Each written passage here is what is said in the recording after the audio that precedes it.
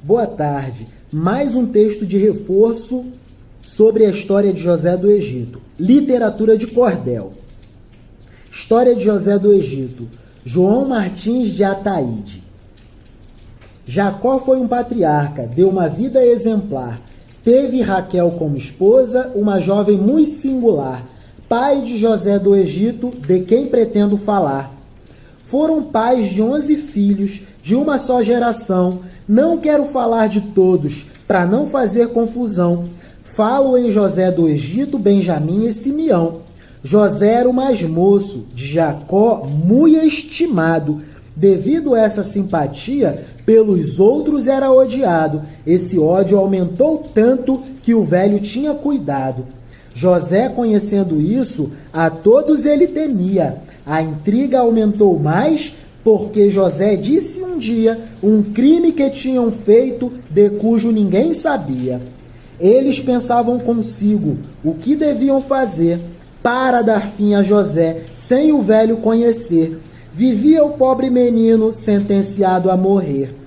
Disse José aos irmãos: eu essa noite sonhei que nós andávamos juntos, e por um lugar passei. Vi 11 adorando um. Quem era, também não sei. Disse José outra vez: eu tive outro sonho, assim, que me achava no deserto de um oceano sem fim. O sol, a lua, 11 estrelas estavam adorando a mim.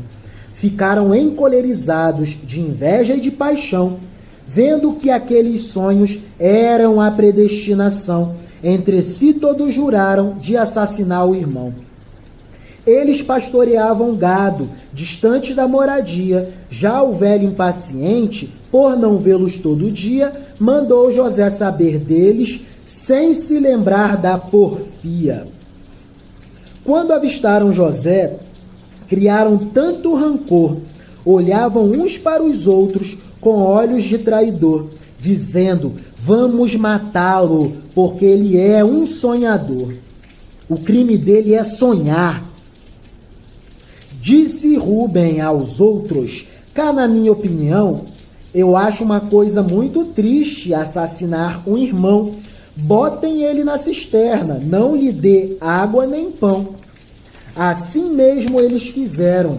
Quando o menino chegou, tiraram a roupa toda, ele despido ficou. Botaram ele na cisterna, ali mais ninguém passou. Depois que José estava naquela horrenda cova-prisão, passaram uns ismaelitas e tiveram compaixão, e chamaram os assassinos para comprar-lhes o irmão. Por 20 moedas em prata foi o menino vendido. Todos que assistiram à venda consideraram-no perdido, numa nação estrangeira, como escravo desvalido. Depois pegaram a túnica que José tinha deixado quando entrou na cisterna, que eles tinham tirado.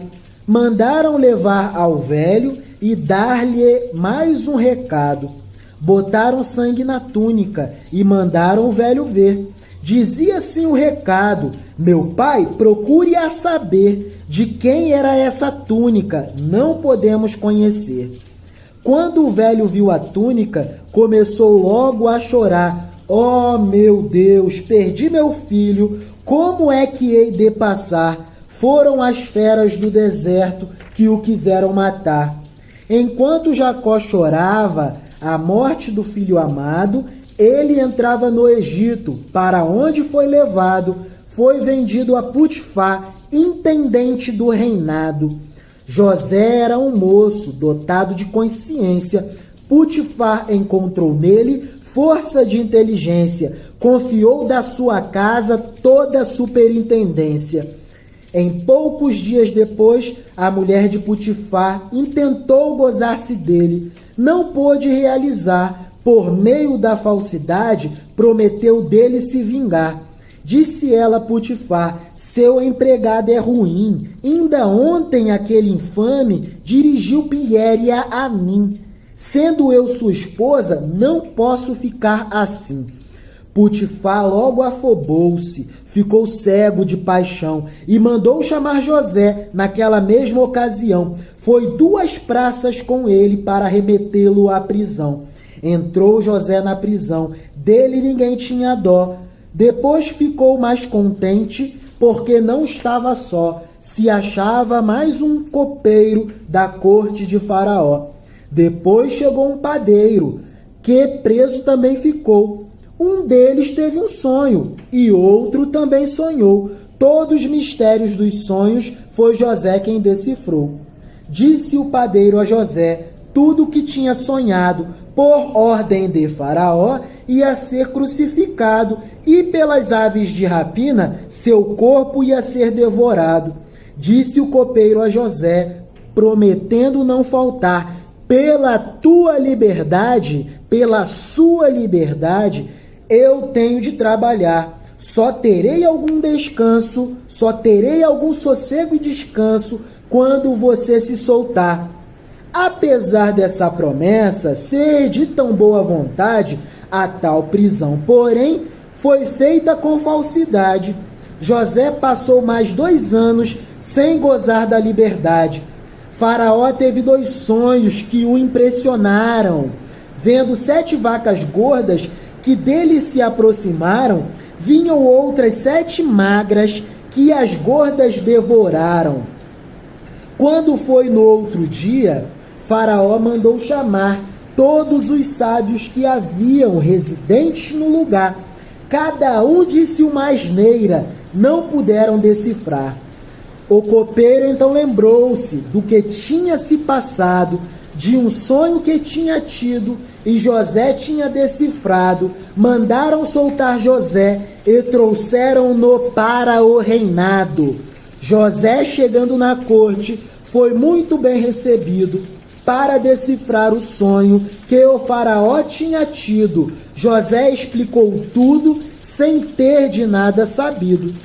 Senhor, lhe disse José, os sonhos são verdadeiros. Essas vacas gordas são 7 anos primeiros. Serão de tanta fartura de abarrotar os celeiros.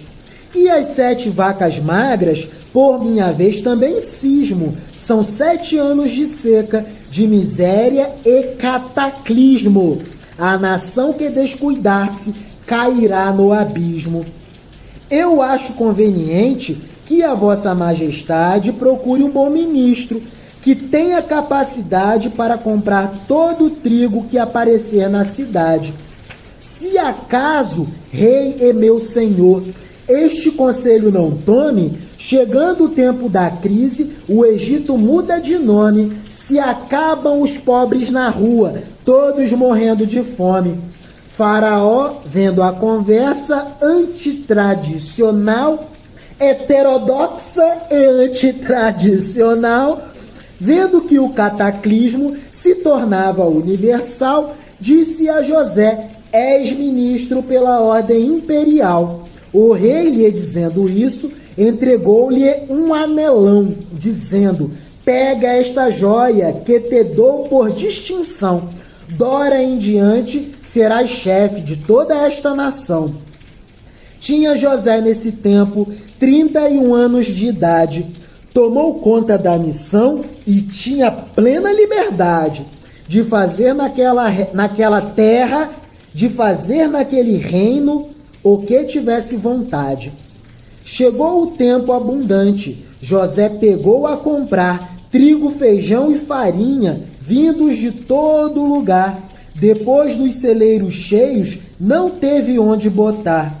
Mandou fazer depósitos de muito grande extensão em todos os pontos do país, prevendo a ocasião, para socorro da pobreza, sendo da sua nação.